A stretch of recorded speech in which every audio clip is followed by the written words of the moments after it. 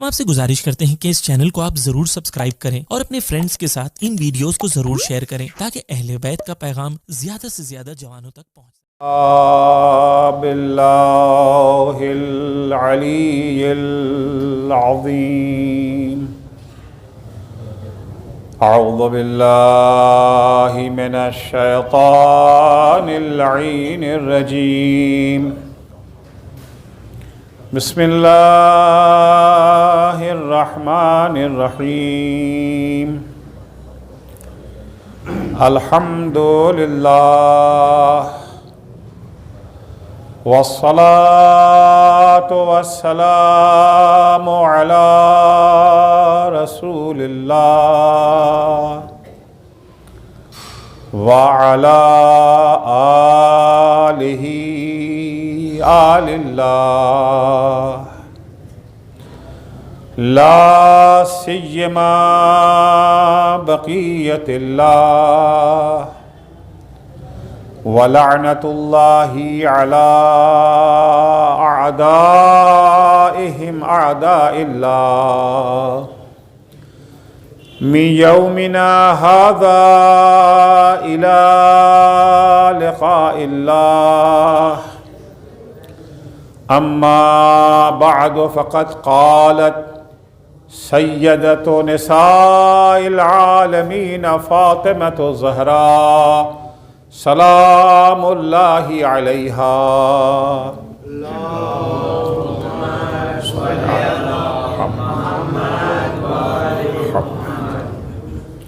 حببا الی من دنیاکم ثلاث تلاوت کتاب اللہ والنظر فی وجہ رسول اللہ والانفاق فی سبیل اللہ صلوات پڑھیں گے محمد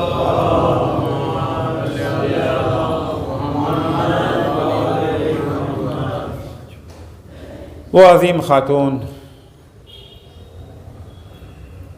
جس کی کائنات میں کوئی نظیر نہیں، وہ عظیم خاتون جو نبی و امام نہ ہوتے ہوئے بھی واجب الاطاعت تھی، اس کی اطاعت واجب۔ وہ عظیم خاتون جس کے بارے میں سرور کائنات فرماتے ہیں فاطمہ تو بضعۃ منی، فاطمہ میرا جزو ہے، فاطمہ میرا حصہ ہے، فاطمہ میرا ٹکڑا ہے۔ کیسا ٹکڑا ہے یہ، کیسا جزو ہے یہ۔ امیر المومنین ایک حدیث میں پنجتن کو تشبیہ دیتے ہیں، فرماتے ہیں ان الحسن والحسین سبط هذه الامہ، حسن اور حسین اس امت کے نواسے ہیں، وہما من محمد کمکان العینین من الراس، حسن و حسین کو پیغمبر سے وہی نسبت ہے جو آنکھوں کو سر سے نسبت ہوتی ہے، جو حیثیت سر میں آنکھوں کی ہوتی ہے وہی حیثیت حسن و حسین کی پیغمبر کے سلسلے میں ہے۔ وَأَنَا کَمَکَانِ الْيَدِ مِنَ الْبَدَنِ، بدن میں جو مقام، جو درجہ، جو حیثیت ہاتھوں کی ہوتی ہے، پیغمبر کے ساتھ وہی حیثیت ہماری ہے۔ ظاہر سی بات ہے بدن جو کچھ کرنا چاہتا ہے تو ہاتھی کے ذریعے تو کرتا ہے نا، دفاع کرے گا ہاتھ کے ذریعے سے، مدد کسی کی کرنا چاہتا ہے ہاتھوں کے ذریعے سے۔ بدن کے تمام کاموں کا ذریعہ، سارے اعمال خیر کا ذریعہ یہی ہاتھ ہے۔ پیغمبر کی پیغمبری کا وسیلہ ہے امیر المومنین۔ وَأَمَّا فاطمہ، حسن و حسین کا درجہ وہی ہے جو آنکھوں کا درجہ سر میں ہے، میرا مقام وہی ہے جو بدن میں ہاتھ کا مقام ہوتا ہے۔ وَأَمَّا فاطمہ کَمَکَانِ الْقَلْبِ مِنَ الْجَسَدِ، جسم میں جو حیثیت دل کی ہوتی ہے وہی حیثیت فاطمہ کے پیغمبر کے لیے ہے۔ جسم کی بقا منحصر ہے دل کے اوپر، نہ کسی کا دل ہی ہارٹ فیل ہو گیا، نہ کہتے ہیں نا ہارٹ فیل ہو گیا یعنی زندگی ختم ہو گئی۔ زندگی کا انحصار، دار و مدار، زندگی کی بقا اسی قلب کے اوپر ہے، اسی دل کے اوپر ہے۔ فاطمہ کا درجہ پیغمبر کے ساتھ ویسے ہی ہے۔ اب سمجھ میں آیا کہ فاطمہ میرا جز ہے۔ کون سا جز؟ بہت سے اجزاء بدن میں ہیں، لیکن جو حیثیت، جو مقام دل کی ہے، وہ کسی عضو بدن کی وہ حیثیت نہیں ہوتی ہے۔ کیا مقام ہے، کیا درجہ ہے صدیقہ طاہرہ فاطمہ زہرا سلام اللہ علیہا کا۔ حدیث قدسی ہے، حدیث قدسی کلام خدا ہے۔ حدیث قدسی اور قرآن کا فرق یہ ہے کہ قرآن میں الفاظ بھی اللہ کے ہیں اور معنی و مفہوم بھی اللہ کا ہے۔ حدیث قدسی میں الفاظ پیغمبر کے ہیں لیکن معنی و مفہوم جو ہے اللہ کا ہے۔ ارشاد ہوتا ہے پیغمبر کو خطاب کر کے کہ لولا کا لما خلقت الافلاک، اے میرے حبیب اگر آپ نہ ہوتے تو میں یہ کائنات، یہ سورج، چاند، ستارے کچھ نہ بناتا۔ ولولا علی لما خلقتک، اور اگر علی نہ ہوتے تو میں آپ کو بھی پیدا نہ کرتا۔ ولولا فاطمہ لما خلقتکما، اگر فاطمہ نہ ہوتی تو نہ آپ کو پیدا کرتا نہ علی کو پیدا کرتا۔ صلوات پڑھیں گے محمد و آل محمد پر۔ اللہم صلی علی محمد و آل محمد۔ مسلسل 5 دنوں تک 2-3 حدیثیں میں نے بی بی کی شان میں آپ کی خدمت میں پیش کی۔ کتنی عظمتوں کے مالک ہیں سیدہ، کتنی عظمتوں کی تصور نہیں کر سکتا ہے بشر۔ ہم سب کے لیے رول ماڈل ائمہ اطہار ہیں۔ ائمہ اطہار کے رول ماڈل فاطمہ زہرا امام عصر فرما رہے ہیں فی ابنت رسول اللہ لی اسوۃ حسنہ،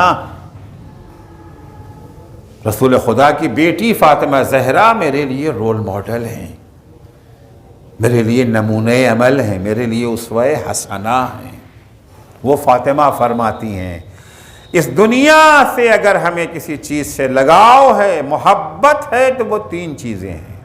سب سے پہلے قرآن کی تلاوت، حبب الی من دنیاکم ثلاث، تلاوت کتاب اللہ والنظر فی وجہ رسول اللہ۔ دوسری چیز جو ہمیں محبوب ہے وہ رسول خدا کے چہرے کی زیارت، ان کے ہر اشارے کے، حکم تو دور کی بات ہے، ان کے اشاروں پر چلنا میری سب سے پسندیدہ چیز ہے۔ والانفاق فی سبیل اللہ، اور راہ خدا میں انفاق کرنا، خیر خیرات کرنا۔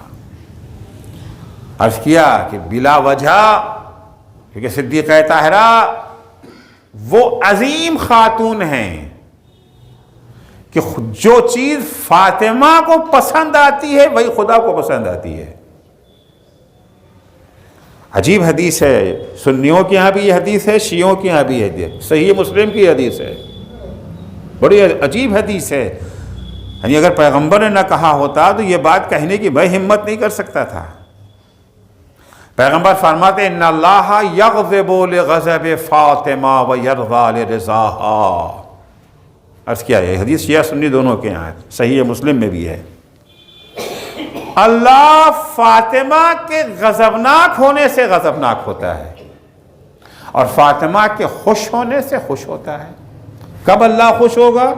جب فاطمہ خوش ہوں گی۔ کب اللہ ناراض ہوگا؟ جب فاطمہ ناراض ہوں گی۔ یعنی دوسرے لفظوں میں یہ کہنے دیجئے کہ اللہ کی پسند اور ناپسند فاطمہ کی پسند اور ناپسند کے تابع ہے۔ جس کی پسند اتنی اہم ہے کہ جو اسے پسند وہ خدا کو پسند۔ وہ فاطمہ کہتی مجھے کیا پسند ہے؟ مجھے تلاوت قرآن پسند ہے۔ کتنی عظیم ہے یہ کتاب، کتنا قیمتی خزانہ ہے ہمارے پاس قرآن، کہ جو زہرا کو پسند ہے، سر فہرست پسند ہے۔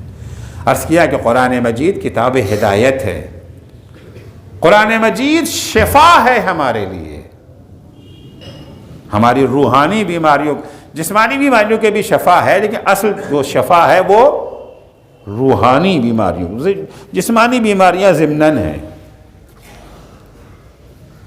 قرآن مجید نور ہے، منزل تک پہنچنے کے لیے راستہ چاہیے اور راستے پر چلنے کے لیے روشنی چاہیے۔ راستہ ہے مگر اندھیرا ہے، جا سکتے ہیں، نظر ہی نہیں آئے گا کدھر جا رہے ہیں۔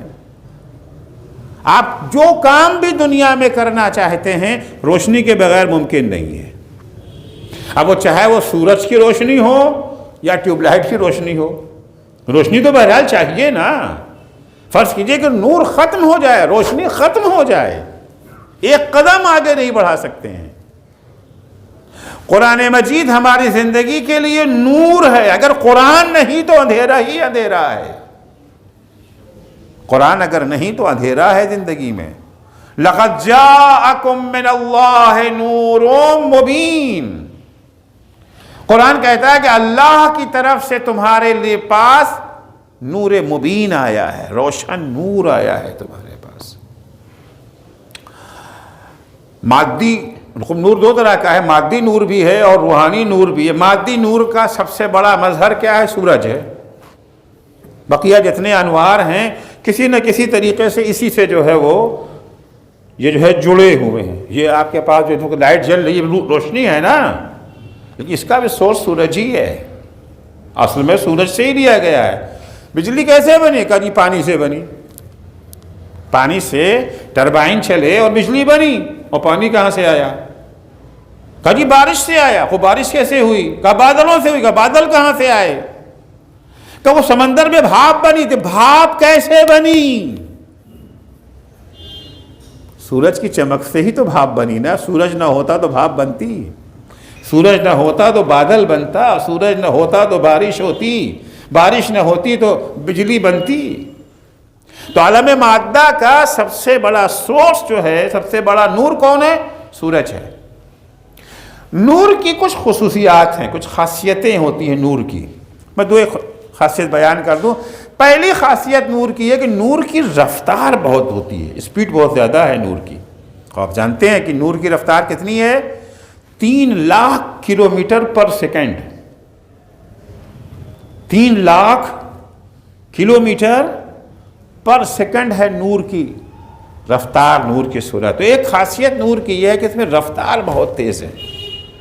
دوسری خاصیت یہ ہے کہ نور میں پروان چڑھانے کی صلاحیت ہے،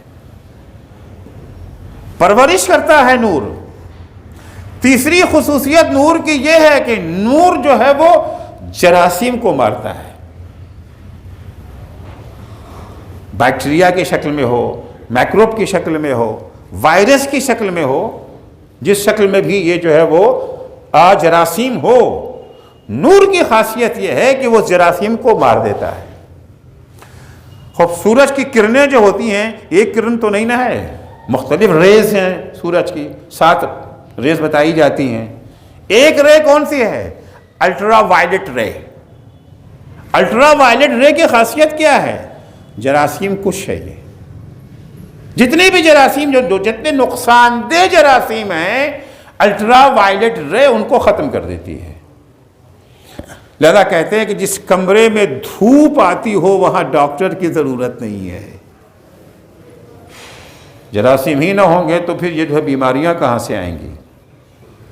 تو نور کی یہ 3 خاصیت میں نے آپ کی خدمت میں عرض کیا۔ ایک رفتار بہت تیز ہے، دوسرے یہ کہ یہ نور جو ہے یہ پروان چڑھاتا ہے۔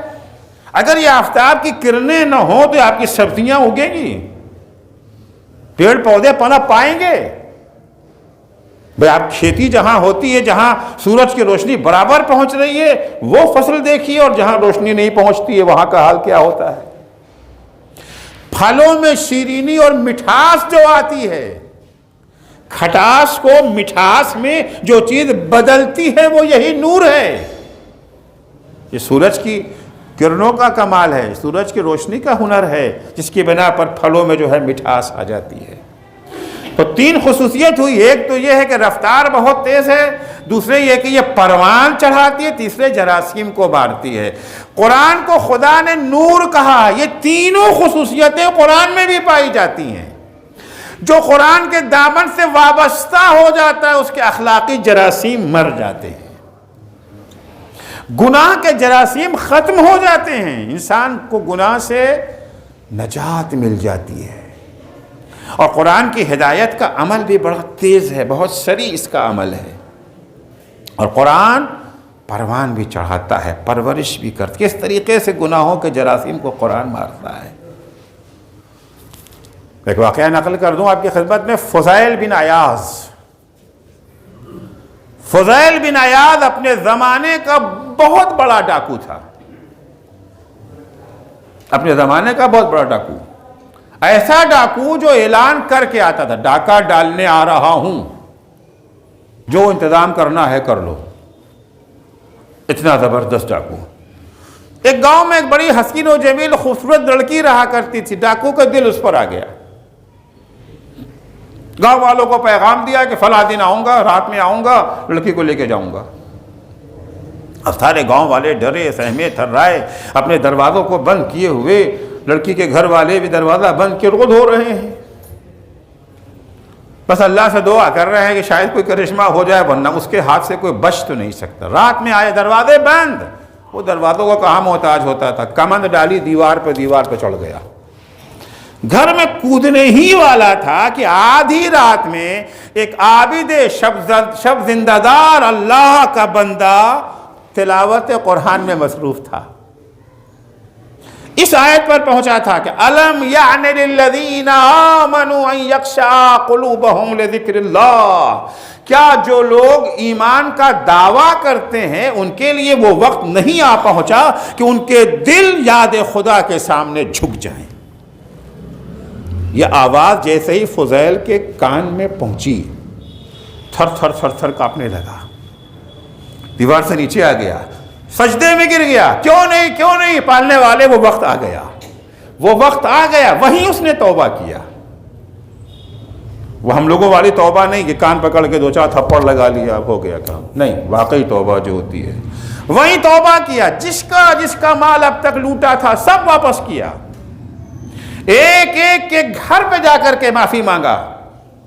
وہ فضیل ابن عیاض جس کے نام سے لوگ تھراتے تھے، لوگوں کے قدموں میں گرا ہوا ہے، بھائی مجھے معاف کر دو، زمین پہ ناک رگڑ رہا ہے، کیونکہ معافی مانگنے میں پھر وہ شرم کی بات تو نہیں ہوتی نا، قیمت تو چکانی پڑے گی بہرحال معافی مانگنے کے لیے، ایک سے معافی مانگا، اور اس طرح سے پھر اللہ کا مطیع و فرما بردار بندہ ہو گیا کہ مشہور زمانہ ڈاکو ولی خدا بن گیا، اس کا شمار اب اولیاء خدا میں ہوتا ہے۔ توبہ کو جانتے ہیں، توبہ کی خاصیت کیا ہے، مٹی کو سونا بنا دیتی ہے نا توبہ۔ وہ حر کہ اگر توبہ کیے بغیر دنیا سے چلا جاتا تو کیا کہتے ہیں، لعنت اللہ علیہ کہتے ہیں نا، اب ہم اسے کیا کہتے ہیں، سلام اللہ علیہ۔ توبہ وہ کیمیا ہے، وہ اکسیر ہے کہ جو لعنت اللہ علیہ کو سلام اللہ علیہ بنا دیتی ہے۔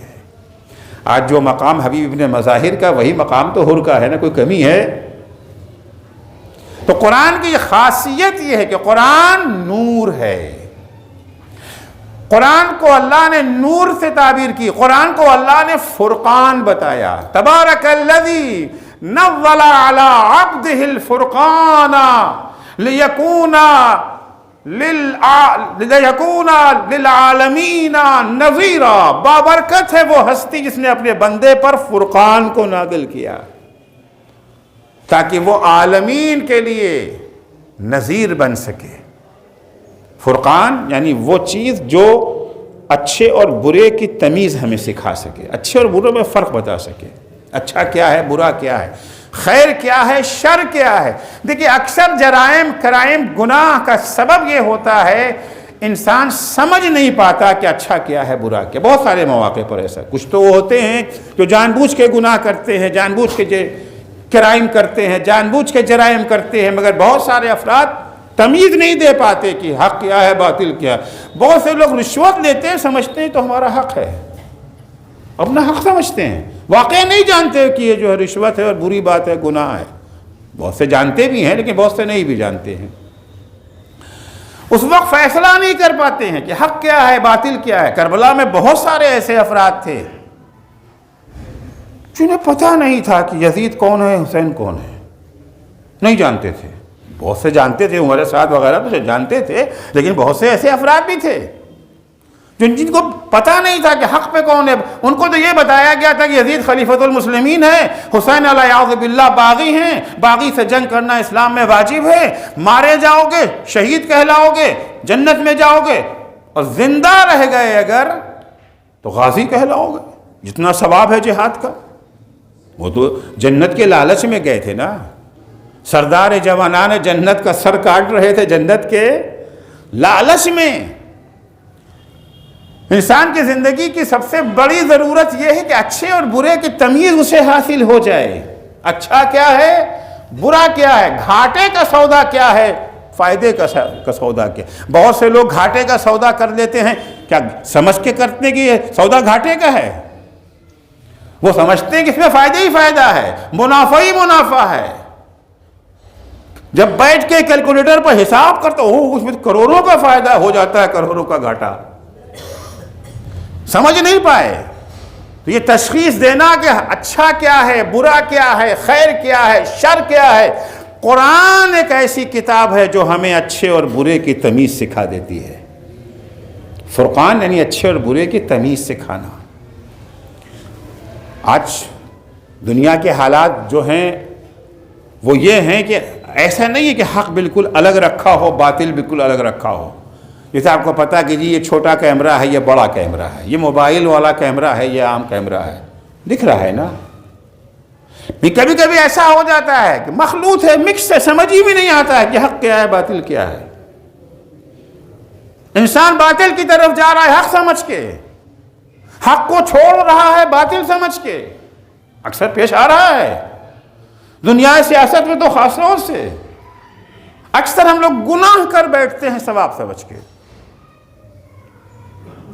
مولا کائنات فرماتے ہیں کہ لو کان الباطل خلص من مزاج الحق لم يخف علی المرتادین، اگر حق اور باطل کی آمیزش نہ ہوئی ہوگی، باطل مکس نہ ہو جاتا حق سے، تو جو حق کے طلبگار ہیں ان کے لیے حق تک پہنچنا مشکل نہیں تھا، ان سے حق چھپ نہیں سکتا تھا۔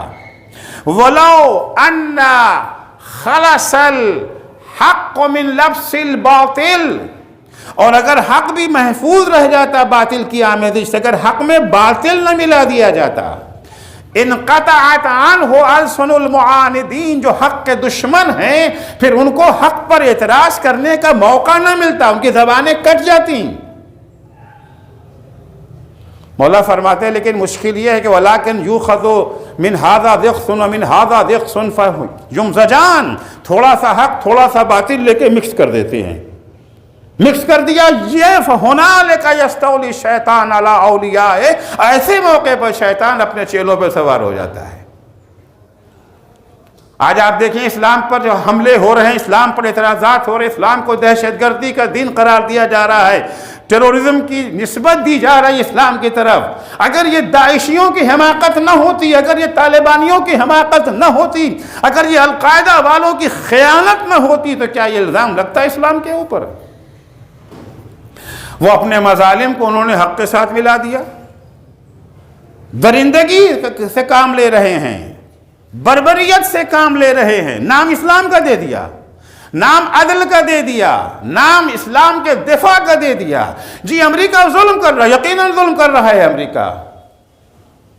امریکہ مسلمانوں کے حقوق کو پامال کر رہا ہے، یقیناً پامال کر رہا ہے۔ ہم امریکہ کے ظلم کے مقابلے میں کھڑے ہوئے ہیں، بڑی اچھی بات ہے۔ یہاں تک تو حق چل رہا تھا نا، اب اس کے اندر باطل لگا دیا، کسی کو پکڑ کے بے گناہ کو اس کا گلا کاٹ دیا، اللہ اکبر اللہ اکبر اللہ اکبر۔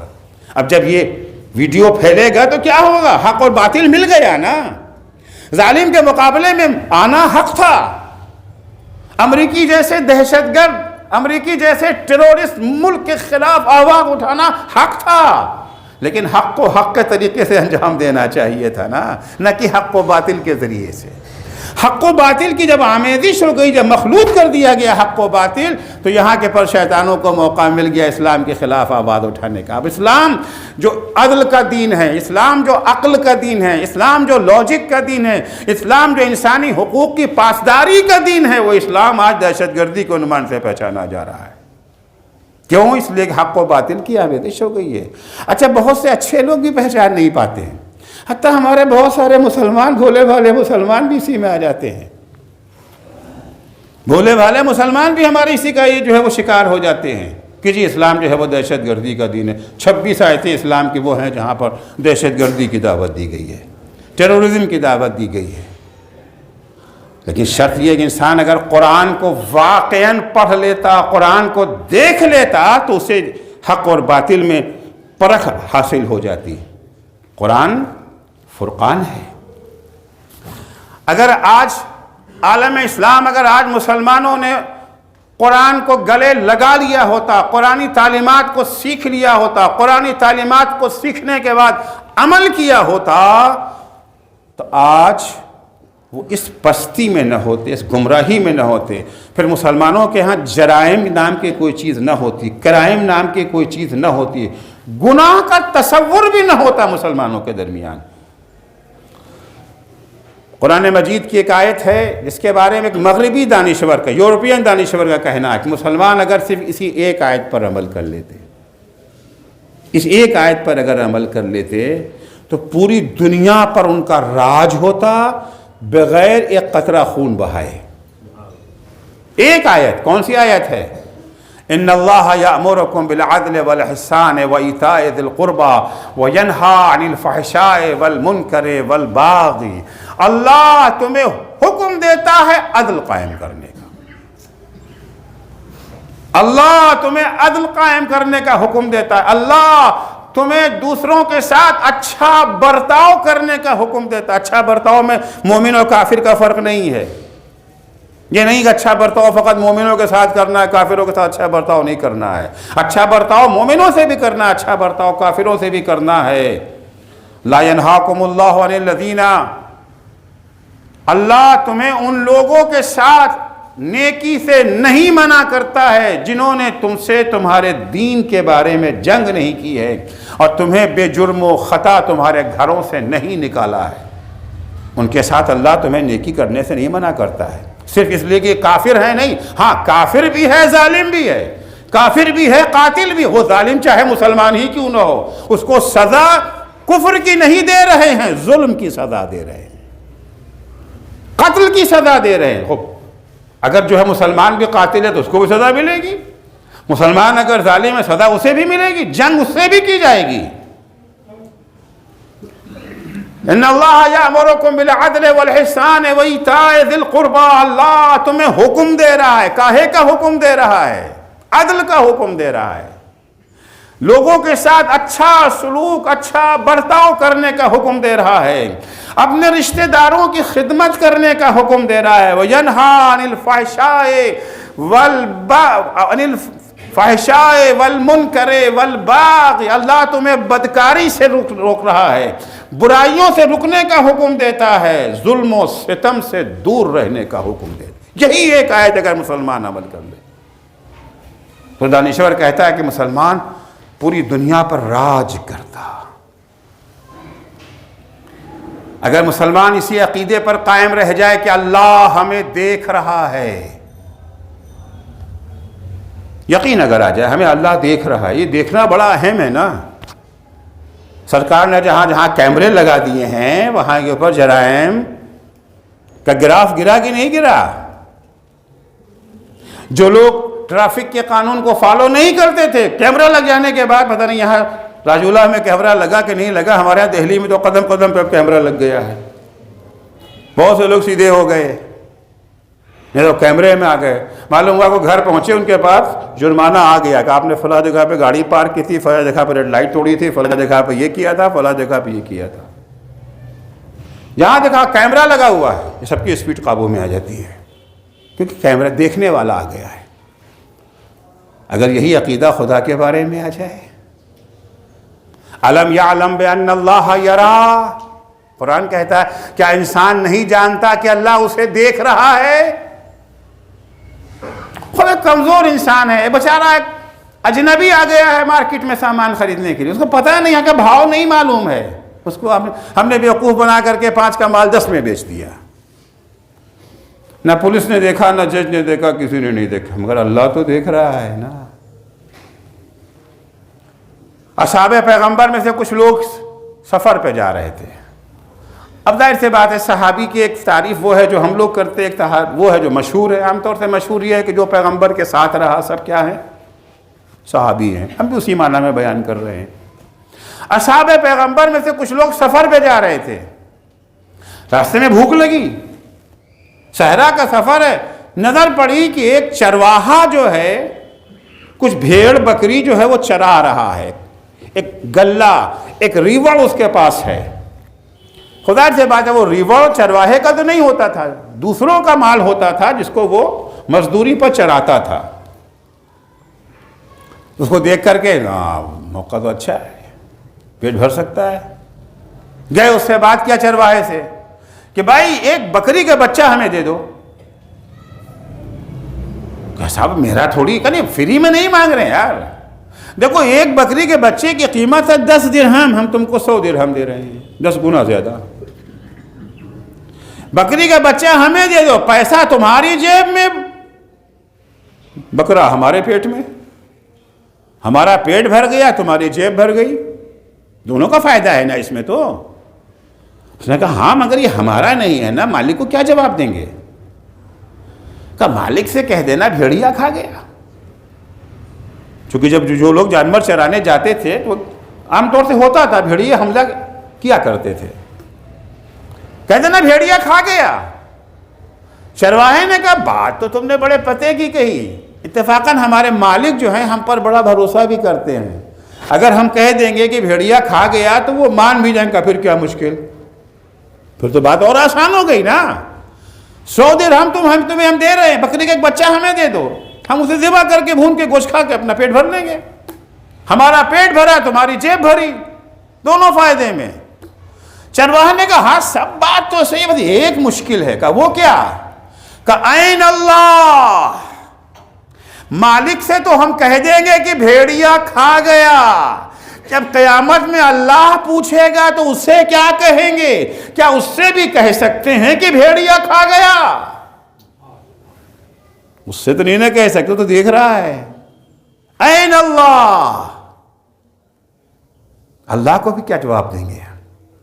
یہ تصور کہ اللہ دیکھ رہا ہے انسان کو گناہوں سے روک دیتا ہے۔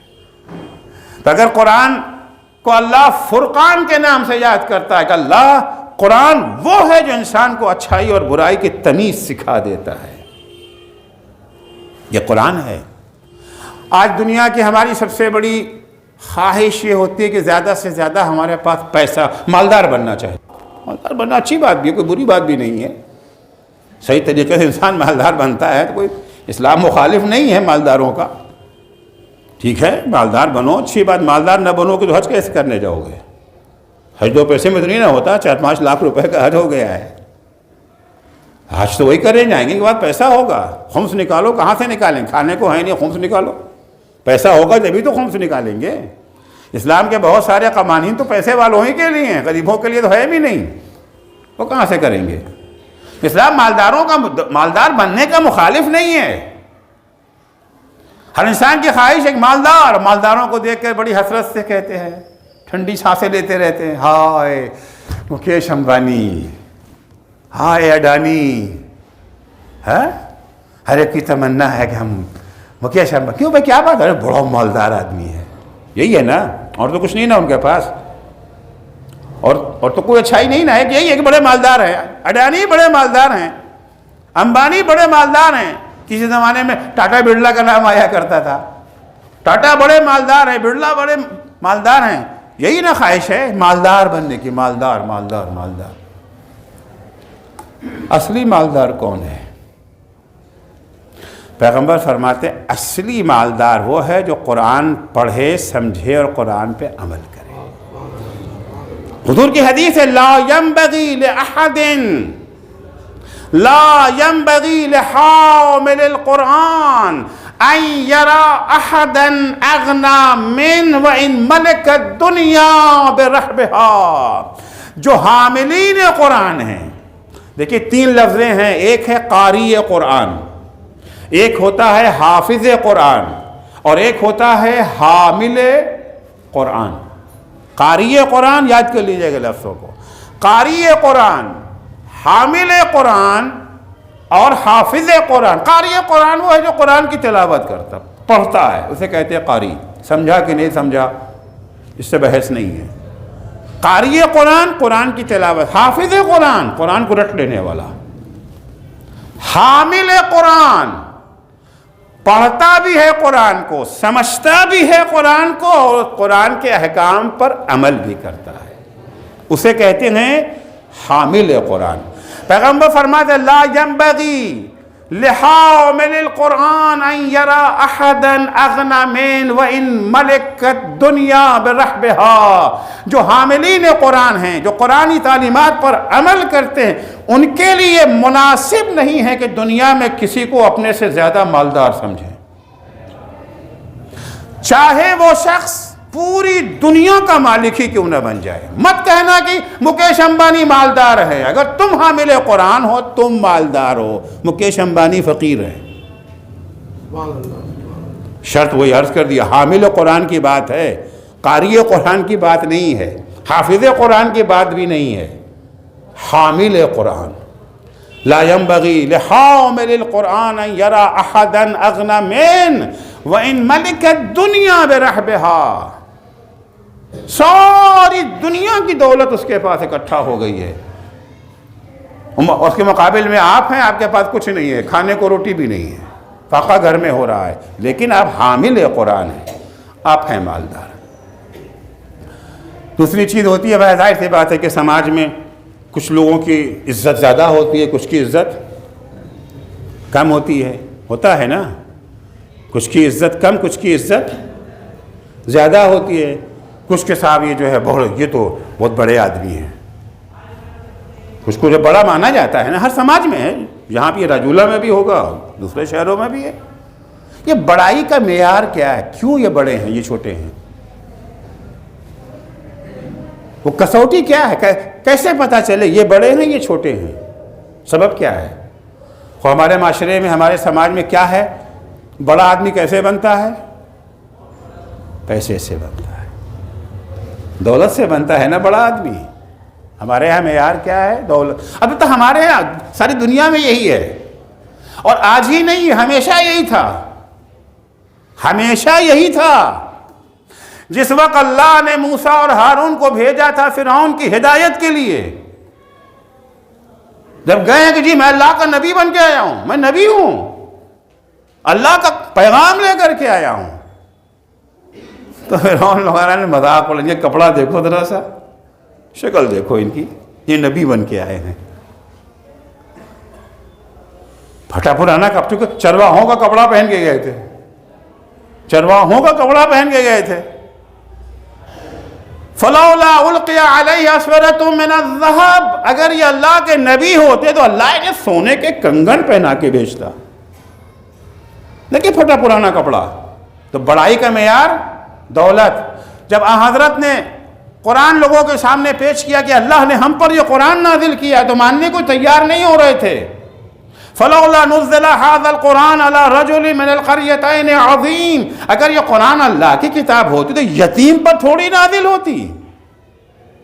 ارے مکے اور طائف میں 2 بڑے بڑے مالدار شخصیتیں موجود تھیں، ایک امبانی تھا، ایک اڈانی تھا. مکے والے کا نام ہے ولید ابن مغیرہ، اور طائف والے کا نام ہے عروہ ابن مسعود ثقفی. اگر نازل ہی کرنا تھا قرآن کا تو یا امبانی پہ آتا یا اڈانی پہ آتا. یہ ایک یتیم پر کہاں سے قرآن نازل ہو گیا؟ کیونکہ بڑائی کا معیار کیا تھا؟ بڑا کون ہے؟ جس کے پاس پیسہ زیادہ ہو. اسلام نے آنے کے بعد معیار بدل دیا. تمہارے ہاں بڑائی کا معیار دولت ہے. اسلام نے کہا بڑائی کا معیار نہ دولت ہے نہ کرسی، بڑائی کا معیار تقویٰ ہے. ان اکرمکم عند اللہ اتقاکم، تمہارے درمیان سب سے معزز، مکرم، بڑا، قابل احترام وہی ہے جس کا تقویٰ زیادہ ہے. معیار بدل گیا. دیکھیے کسی بھی سماج میں اگر آپ اصلاح کرنا چاہتے ہیں پہلا قدم یہ ہے کہ معیار کو بدلیے. اگر آپ کے یہاں معیار دولت ہے تو کوئی عالم نہیں بنے گا. کیوں جائیں گے لوگ علم حاصل کرنے کے لیے؟ ایک بچے سے میں نے پوچھا کہ تم نے تعلیم کہاں تک حاصل کیا؟ انٹر تک. بعد میں کیوں نہیں پڑھا؟ کیا کرنا، بزنس ہی تو کرنا ہے. اس کے بعد پڑھ کے کیا کریں گے؟ پڑھ کے کیا کریں گے؟ پڑھنے کے بعد بھی یہی کرنا ہے، پڑھنے سے پہلے بھی تو پہلے ہی سے نہیں یہی کام شروع کر دیں. علم کی قیمت نہیں ہے. قیمت کس چیز کی ہے؟ پیسے کی قیمت ہے، قیمت دولت کی ہے. تو آپ جیسا سماج کا معیار ہوگا ویسے ہی سماج ہوگا. اگر آپ کے سماج میں عبادت کو معیار قرار دیا جائے تو لوگ عبادت کی طرف جائیں گے. اگر معیار علم کو قرار دیا جائے گا تو لوگ علم کی طرف جائیں گے. معیار اگر دولت ہے تو لوگ دولت کی طرف جائیں گے.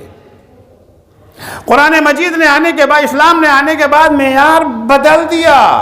اب بڑائی کا معیار دولت نہیں ہے، بڑائی کا معیار پاور نہیں ہے، کرسی نہیں ہے. فلاں صاحب کو بہت بڑا کیا ہے، ممبر پارلیمنٹ ہو گئے ہیں. اور بھی کوئی اچھائی ہے؟ اچھائی تو کچھ بھی نہیں ہے. سینکڑوں یہ جو ہے مرڈر کر چکے ہیں، اور کیا یہ اچھائی ہے ان کی؟ مگر صاحب چونکہ پاور ہے اور کرسی ہے تو کیا کہنا. فنکشن بھی اگر ہمارے یہاں ہونے والا بولو مذہبی فنکشن ہے، انہی کو صدر بنا دیں گے. پتہ نہیں آپ لوگوں کی رسم ہے نہیں، ہمارے ہاں نارتھ میں، شمال میں، یو پی وغیرہ میں ہوتا ہے کہ جب محفلیں وفلیں ہوتی ہیں تو بڑے عہدے وہاں بہت سارے بٹتے ہیں. رونق مسند ایک ہوتا ہے، زینت مسند ایک ہوتا ہے، اور شمع کون جلاتا ہے، فلاں ایک ہنگامہ ہوتا ہے. اور یہ سارے کے سارے وہ ہوتے. سب معیار کیا ہوتا ہے؟ پاور اور پیسہ. پاور اور پیسہ، دو چیزیں معیار ہوتی ہیں. پیغمبر فرماتے ہیں کہ اشراف امتی حملۃ القرآن و اصحاب اللیل. بڑے ہمارے یہاں بھی بڑا چھوٹا ہے معاملہ، ہمارے یہاں بڑا وہ ہے جو حامل قرآن ہو. اشراف امتی حملۃ القرآن و اصحاب اللیل. ہمارے یہاں بڑے وہ ہیں جو حامل قرآن، عرض کیا حامل قرآن وہ جو قرآن پڑھے بھی، سمجھے بھی، عمل بھی کرے، وہ حامل قرآن ہے. حاملین قرآن ہیں بڑے، اور نماز شب پڑھنے والے ہیں بڑے. اصحاب اللیل، بڑی عظمت ہے نماز شب کی. میرا موضوع نہیں ہے نماز شب، ایک ضمناً بات آ گئی، ایک جملہ کہہ دوں. دیکھیے اللہ نے ہر اچھے کام کا ایک ثواب مقرر کیا ہے. یہ کام کرو گے اتنا ثواب، یہ کام کرو گے اتنا ثواب، یہ کام کرو گے اتنا ثواب. سوائے نماز شب کے. نماز شب کا اللہ نے ثواب نہیں معین کیا. کسی کو نہیں معلوم کہ نماز شب کا ثواب کتنا ہے. خود قرآن کہتا ہے لا تعلم نفس ما اخفی لهم من قرۃ اعین. قرآن میں کسی کو نہیں پتا کہ اللہ نے نماز شب کا کیا ثواب رکھا ہے. اتنا ہے کہ جب قیامت میں ثواب ملے گا تو آنکھوں کو ٹھنڈک محسوس ہوگی، خوش ہو جائے گا انسان اس ثواب کو دیکھ کر کے. اس ثواب کو دیکھ کے انسان خوش ہو جائے گا. کسی نے چھٹے امام جعفر صادق علیہ السلام سے سوال کیا،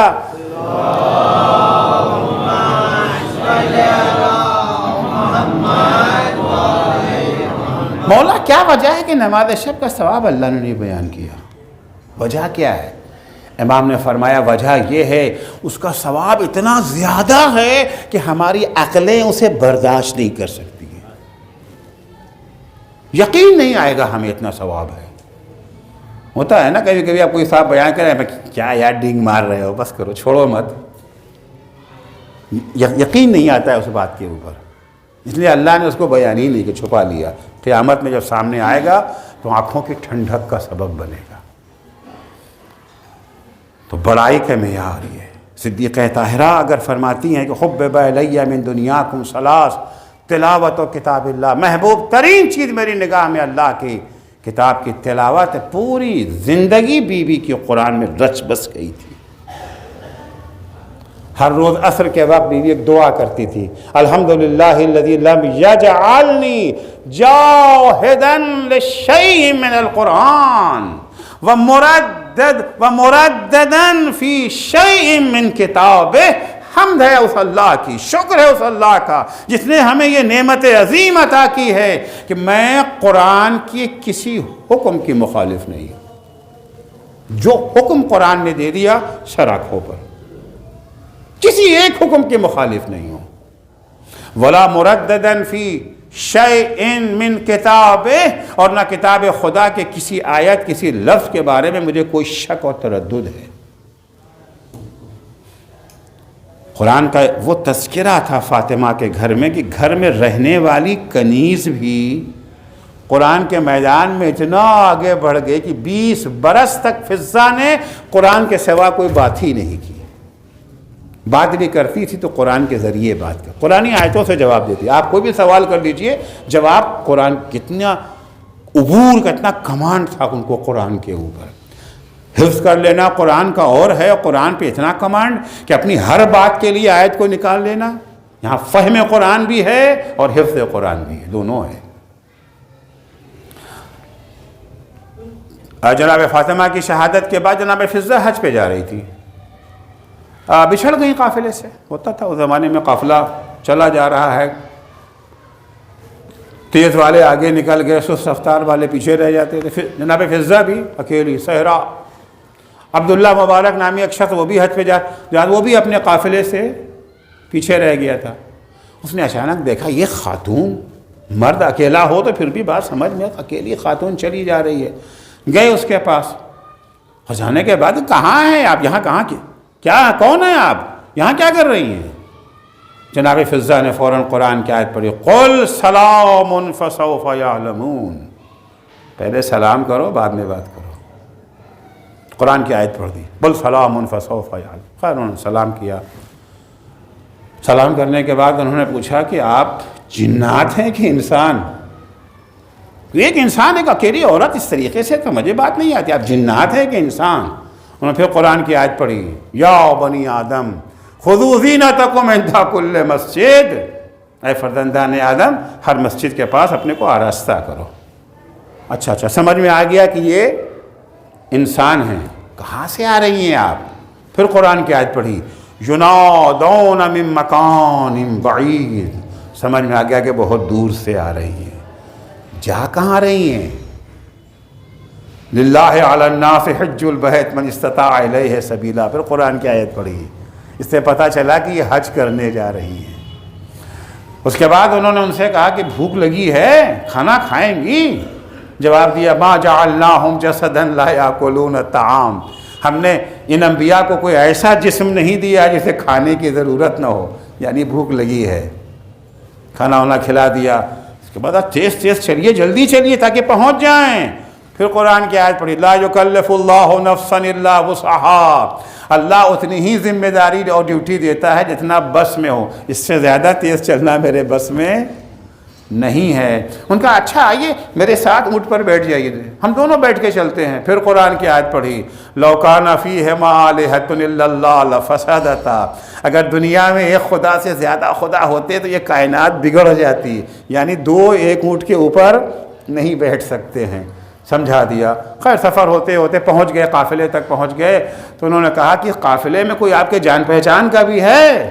تو انہوں نے پھر 4 آیتیں ایک ساتھ پڑھیں، 4 آیتیں پڑھیں، یا داؤد انا جعلناک خلیفۃ فی الارض، اے داؤد ہم نے تمہیں زمین پہ خلیفہ بنایا۔ سمجھ میں آیا کہ ان کے رشتہ دار کا نام داؤد ہے۔ وما محمد الا رسول، محمد رسول کے سوا کچھ نہیں ہے۔ سمجھ میں آیا کہ ان کے ایک رشتہ دار کا نام محمد ہے۔ یا یحییٰ خذ الکتاب بقوہ، اے یحییٰ کتاب کو مضبوطی سے پکڑ لو۔ سمجھ میں آیا کہ ان کے ایک رشتہ دار کا نام یحییٰ ہے۔ یا موسیٰ انی انا اللہ، سمجھ میں آیا کہ ایک جو ہے وہ موسیٰ ہے۔ انہوں نے آواز دی، اے داؤد، اے محمد، اے یحییٰ، اے موسیٰ، آؤ دیکھو تمہارے رشتہ دار آئے ہیں۔ چاروں نکل کے آئے، تو میں نے پوچھا یہ آپ کے ہیں کون، ان سے آپ کا رشتہ کیا ہے؟ جواب دیا جامع فضہ نے، المال والبنون زینت الحیات الدنیا، مال اور اولاد جو ہیں زندگان دنیا کی زینت ہیں۔ سمجھ میں آیا کہ یہ ان کے بیٹے ہیں۔ جب بیٹے مل گئے تو بیٹوں سے کہنا چاہ رہی بیچارے نے محنت کی ہے، کچھ اسے پیسے بھی تو دو۔ پھر قرآن کی آیت پڑھی، وہ آیت جو جناب شعیب کی بیٹیوں نے کہا تھا اپنے بابا سے، یا ابت استاجرہ فإن استاجرت، اے اب بابا انہیں اجرت دے دیجئے، اگر ان کو آپ اجرت دیں گے تو یہ قوی و امین کو آپ نے اجرت دی ہے، بہترین آدمی کو۔ انہوں نے کچھ پیسے نکال کے ان کے حوالے کیا، تو پھر کہا واللہ یضاعف لمن یشاء، تھوڑا سا اور دے دو، اللہ جسے چاہتا ہے اور اضافہ کر کے دے دیتا ہے۔ ایک صلوات پڑھیں گے محمد و آل محمد پر۔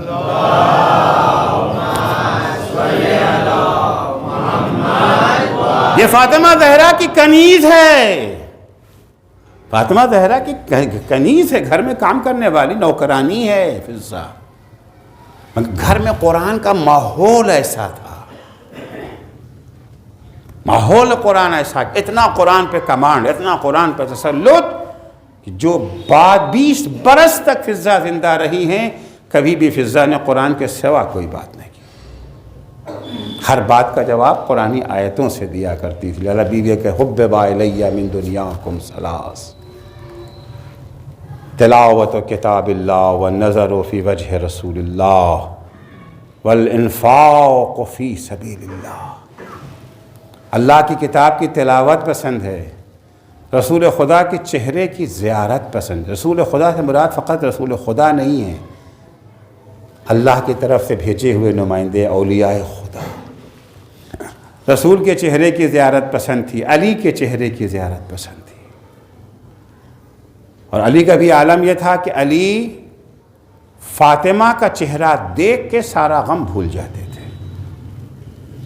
مولا فرماتے ینجلی عنی الحموم والغموم بنظرتی ایہا، فاطمہ کے چہرے کو دیکھ کے میرا سارا غم دور ہو جاتا تھا۔ کیا چہرہ تھا فاطمہ کا! لیکن عزیزو، فاطمہ کے زندگی کے آخری ایام میں فاطمہ نے اپنا چہرہ علی سے چھپانا شروع کر دیا تھا، کیونکہ اب یہ چہرہ وہ چہرہ نہیں رہ گیا تھا جو علی کا دکھ دور کر دیتا تھا۔ اب تو چہرے کی وہ شکل ہو گئی تھی کہ علی کو یہ چہرہ دیکھ کر کے علی کا غم اور بڑھ جاتا تھا، کیونکہ اس چہرے پر تماچے کے نشان تھے۔ اب اس چہرے پر تماچے کے نشان آ چکے تھے، بی بی علی سے اپنا چہرہ چھپانے لگی تھی۔ شہادت کی ایک رات پہلے بی بی نے خواب دیکھا بابا کو۔ رسول خدا فرما رہے ہیں یا بنیا انی مشتاق الیک، اے بیٹا فاطمہ، بابا کو تمہیں دیکھنے کا بڑا، تم سے ملنے کا بڑا شوق ہو۔ بی بی کہتی ہے انا اشد شوقا منک، بابا مجھے آپ سے زیادہ آپ سے ملنے کا شوق ہے۔ پیغمبر فرماتے بیٹا تو پھر آج کی رات تو میرے پاس آ رہی ہو، آج کی رات تو میرے پاس آ رہی ہو۔ نیند سے جب بیدار ہوئی، دیواروں کا سہارا لے کے اٹھی، فاطمہ کو پتہ چل گیا کہ آج میرا آخری دن ہے۔ یہ اٹھنے کے بعد بچوں کا کپڑا بدلا ہے اپنے ہاتھوں سے، گویا فاطمہ بچوں سے رخصت ہو رہی ہیں، بچوں سے رخصت ہو رہی ہیں۔ علی آئے، علی کو دیکھ کر کے فاطمہ رونے لگی۔ علی نے کہا فاطمہ کیوں رو رہی ہو؟ کہا علی اب اپنے لیے نہیں رو رہی ہوں، میں اپنے لیے نہیں رو رہی ہوں، میں آپ کے لیے رو رہی ہوں کہ میرے بعد آپ کے ساتھ کیسا برتاؤ کیا جائے گا۔ اجرکم اللہ۔ فاطمہ نے پورا دن اپنا اسی طریقے سے گزارا۔ جب فاطمہ کی روح پرواز کر گئی، وصیت تھی فاطمہ کی، علی نے اپنے ہاتھوں سے فاطمہ کو غسل دیا۔ جب علی فاطمہ کو غسل دے چکے، کفن پہنا چکے، تو ایک دفعہ بچوں کو آواز دی، یا حسن و یا حسین یا زینب و یا کل حلموا الی امکم، آؤ آؤ اپنی ماں کے پاس آؤ، تزودوا، آ کے اپنی ماں کا آخری دیدار کر لو۔ حسن آگے بڑھے، حسین آگے بڑھے، کوئی پاؤں سے لپٹا ہوا ہے، کوئی شانوں سے لپٹا ہوا ہے، ایک طرف سے حسن کی آواز ہے اماں، ایک طرف سے حسین کی آواز ہے اماں۔ اے عزیزو، ابھی دونوں شہزادے بی بی کے جنازے سے لپٹے ہوئے تھے کہ مولا فرماتے واللہ لقد حنت وعنت ومدت یدیہا وضمتہما الی صدرہا، خدا کی قسم جب بچے ماں سے لپٹ کے رو رہے تھے، فاطمہ کے کراہنے کی آواز بلند ہوئی، کفن سے دونوں ہاتھ باہر نکلے، فاطمہ نے بچوں کو اپنے سینے سے لگا لیا، سینے سے لگانا تھا، آسمان میں فرشتوں کے درمیان کوہرام بپا ہو گیا، غیب سے ندا آئی یا ابا الحسن ارفعہما عن امہما، اے علی حسن حسین کو فاطمہ سے جدا کر دو، واللہ لقد ابکیا ملائکۃ السماء، ان کے رونے سے آسمان کے فرشتے بھی رونے لگے۔ اجرکم اللہ۔ علی نے بچوں کو فاطمہ کے جنازے سے الگ کیا، رات کا وقت ہے، اب فاطمہ کو دفن کرنا ہے، اکیلے علی فاطمہ کو کیسے دفن کرے؟ امام حسن کو بھیجا مولا نے کہ جاؤ ابو ذر کو بلا لاؤ۔ آدھی رات کو امام حسن ابو ذر کے دروازے پہ آ کے کھٹکھٹاتے ہیں، ابو ذر باہر نکلے، آدھی رات کو بیٹا بچہ کس لیے آیا ہے؟ اے چچا ابو ذر چلیے آپ کو بابا بلا رہے ہیں، چچا میری ماں کو دفن کا وقت آ گیا۔ علی فاطمہ کا جنازہ لے کے چلتے ہیں، اس مقام پہ پہنچتے ہیں، قبر وہاں پہ تیار ملتی ہے۔ اب علی کس طرح سے فاطمہ کو قبر میں لٹا لے؟ ابھی علی سے تردد میں سے ایک دفعہ قبر سے ایک آواز آئی، دو ہاتھ نمودار ہوئے، اے علی لاؤ میری امانت میرے حوالے کر دو۔ کس دل سے علی نے فاطمہ کو قبر میں لٹالا ہوگا؟ عزیزو، فاطمہ کو قبر میں لٹالنے کے بعد ایک دفعہ علی نے روضہ رسول کا رخ کیا اور کہتا السلام علیک یا رسول اللہ انی وعن صفیتک الراحلۃ الیک، اے اللہ کے رسول آپ پہ سلام، میری طرف سے بھی سلام، اور آپ کی اس بیٹی کی طرف سے بھی سلام جو آپ کے پاس آ رہی ہے۔ یا رسول اللہ آپ کی بیٹی بڑی جلدی آپ کے پاس چلی گئی۔ لقد استرجعت الودیعہ، جب مولا کی شادی ہوئی تھی نا تو فاطمہ کا ہاتھ اللہ پیغمبر نے علی کے ہاتھ میں یہ کہہ کے دیا تھا، اے علی ہذہ ودیعتی و ودیعت اللہ، یہ میری بھی امانت ہے اللہ کی بھی امانت ہے۔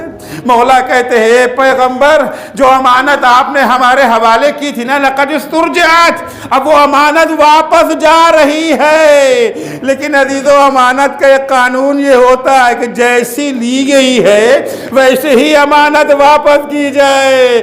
یا رسول اللہ بہت شرمندہ ہوں، جب امانت لیا تھا پسلیاں سالم تھی، اب جو واپس کر رہا ہوں تو پسلیاں ٹوٹی ہوئی ہے۔ اے اللہ کے رسول استخبر حال حال، اے اللہ کے رسول یہ آپ کی بیٹی جا رہی ہے نا، اسی سے پوچھئے گا کہ امت نے کیا سلوک کیا ہے ہمارے ساتھ۔ مگر اللہ کے رسول ایک بات یاد رکھیے، یہ آپ کی بیٹی بڑی غیرت دار ہے، بڑی غیرت دار ہے، یہ آسانی سے اپنے اوپر ہونے والے مظالم کو بتائے گی نہیں۔ فاحفظ السوال، اس سے بار بار پوچھئے تو اور اس نے تو مجھے بھی نہیں بتایا، اس کی پسلیاں ٹوٹی ہوئی تھی۔ الا لعنت اللہ علی قوم الظالمین وسيعلم الذين ظلموا أي منقلب ينقلبون۔ بار الہ تجھے واسطہ ہے محمد و آل محمد علیہ السلام کا، ہماری اس مختصر سی عبادت کو قبول فرما۔ معبود صدقے میں اہل بیت اطہار علیہ السلام کے ہمیں قرآن پڑھنے، سمجھنے اور عمل کرنے کی توفیق عنایت فرما، ہمارا شمار حاملین قرآن میں ہو۔ معبود تجھے واسطہ ہے محمد و آل محمد علیہ السلام کا، جو مومنین و مومنات پریشان حال ہیں ان کی پریشانیوں کو دور فرما، جو مقروض ہیں ان کے قرضوں کو ادا فرما، بار الہ جو بے روزگار ہیں انہیں حلال اور پاکیزہ روزگار عنایت فرما، جو صاحب روزگار ہیں ان کے روزگار میں مزید ترقی اور انہیں اپنے بے روزگار بھائیوں کی مدد کی توفیق عنایت فرما۔ بار الہ جو بے اولاد ہیں انہیں نیک اور صالح اولاد عنایت فرما، جو صاحب اولاد ہیں انہیں اپنی اولاد کی دینی تعلیم و تربیت کی توفیق عنایت فرما۔ معبود صدقے میں اہل بیت اطہار علیہم السلام کے شیعیان حیدر کرار، محبان اہل بیت اطہار، زائران سید الشہداء، عزاداران مظلوم کربلا، جہاں کہیں بھی ہوں ان کی جان مال عزت آبرو کی حفاظت فرما۔ مراجع کرام اور رہبر معظم انقلاب اسلامی کی حفاظت فرما۔ امام زمانہ کے ظہور میں تعجیل فرما۔ جب حضرت کا ظہور ہو تو ہمارے اعمال ایسے ہوں کہ ہم ان کے اصحاب و انصار میں شمار ہو سکیں۔ اللہم عجل فی فرج مولانا صاحب الزمان واجعلنا من اعوانہ و انصارہ۔